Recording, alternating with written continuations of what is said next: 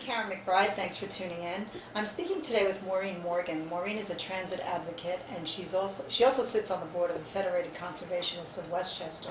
In addition, Maureen is a frequent contributor to the business journals, and you can check out her column either in the newspapers or on our website. In addition, Maureen's also been a regular guest on our video show, so welcome back, and thank you for joining us today. Thank you, it's a pleasure.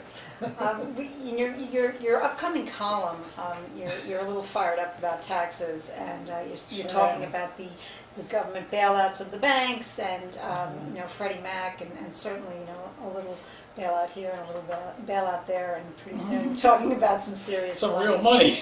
So talk to us a little bit about that, and also about you referred to the entitlement monster. I'd like to talk a little bit about that as well. But let's just start talking about what you're seeing with the bailouts and what you think we should be worried about because of that.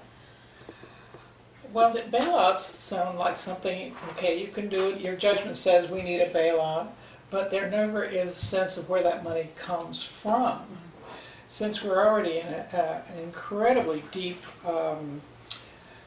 debt, let's say, it's going to come from somebody else outside the country. So every time you have a bailout, you sold a part of the country. Now, to be fair, some of those sales can be to U.S. citizens. Sure. But the dominant ones are Russia and China. Not exactly what you call our allies, though we might like them to be, especially Russia because it has that oil and natural gas. However, the actual price of the bailout is never mentioned. It's just, it's too big to fail. But each time we have these bailouts, it increases the debt, and it causes us to sell our country. I mean, how blunt can you be? Also, it increases inflation. When you are in debt and you have to sell bonds or whatever you sell, I'm not sure exactly what that is, then inflation begins to go up.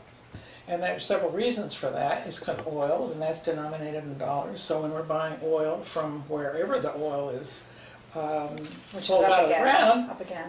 Yeah, it's up again. I watch it every day. Every day. The point is that the oil is a huge part of our economy, and that's going up. But guess what? They figure the inflation not only without food and without energy. How do you like that? That's the economist's way of looking at inflation, which makes it around 5% or so. But if you put in the things we can't live without, food and energy, it goes up to 9 or 10%. So that's where we are, actually. But nobody wants to say that. So when you have inflation, it's like a tax. But you don't get the pleasure of spending that money that you collected. It's shelling it out to other countries or to places that it's not necessarily where you want to shell it out.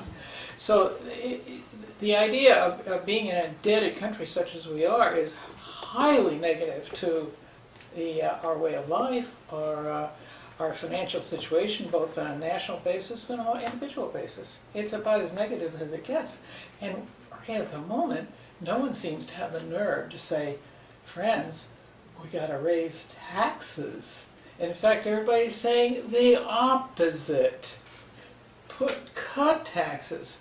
Well, when you cut taxes, I have to show you this little thing. Let's see, this was 1970. About 75, actually around 80, when they started really cutting taxes, and you can see through it, where the debt starts to mount. And where is this from? This is from, let's see, Budget Explorer, the complete U.S. federal budget. Okay. That's all I can tell you. It's on the page. So anyway, you can see through there. And you can see where the debt starts to build. And that's a point where Reagan says, let's cut taxes and shrink the beast. And this is something you've got to get. Shrink the beast. That's the large government. Guess what? They didn't shrink the beast. They made it bigger. So you had the worst of all possible worlds, where you cut your revenue and you raised the cost of government. There's no way to go but down. And you can see it in this graph. Now, where the graph goes up, see in that black little section there, guess what? Taxes were raised then, and we had a surplus in the budget. Now, if you look below the second graph, and you can see that the debt was flat during this period. So we didn't go into debt anymore. We had actually a surplus. So the whole message that when you cut taxes, it's going to expand the economy. Have you heard this before? Mm-hmm. Standard mantra for all kinds of people that think they know what they're talking about. But it shows it doesn't work.